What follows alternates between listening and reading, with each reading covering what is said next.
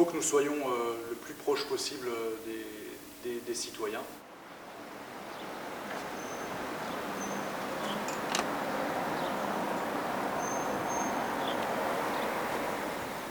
Bienvenue à cette salle de la Halle au Blé, salle emblématique de Tulsungo, qui existe depuis 1850. Au début, c'était un endroit où les paysans amenaient leurs récoltes, d'où le nom salle de la Halle au Blé.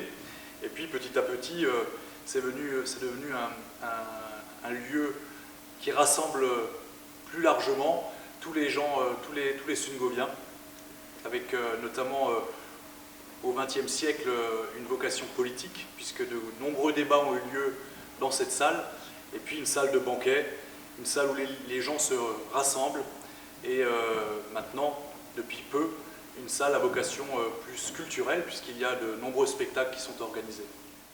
Je ne vous cache pas que je me suis posé quelques questions quant au sens de mon engagement à un moment donné, où on est obligé d'expliquer à nos concitoyens qu'on n'a plus de moyens, qu'on est obligé de trouver, je crois, pour le département, avec les baisses de dotation, moins 14 millions d'euros, avec l'augmentation des dépenses sociales, plus 10 millions, on est obligé de trouver 24 millions. Et donc on est obligé, nous, finalement, de renoncer à un certain nombre de projets.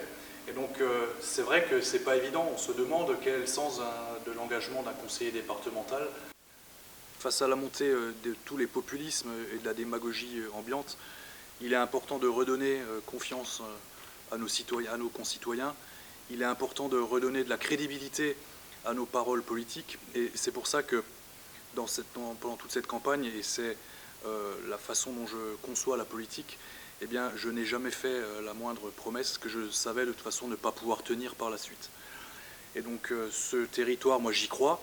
Et ce mandat, je pense pouvoir être utile, sinon je ne me serais pas engagé, bien évidemment. Nous avons, avec Sabine Drexler, décidé de créer un observatoire citoyen, observatoire économique, dans lequel donc, nous sommes un groupe, avec Sabine et d'autres personnes. Nous allons à la rencontre de nos citoyens, de nos concitoyens.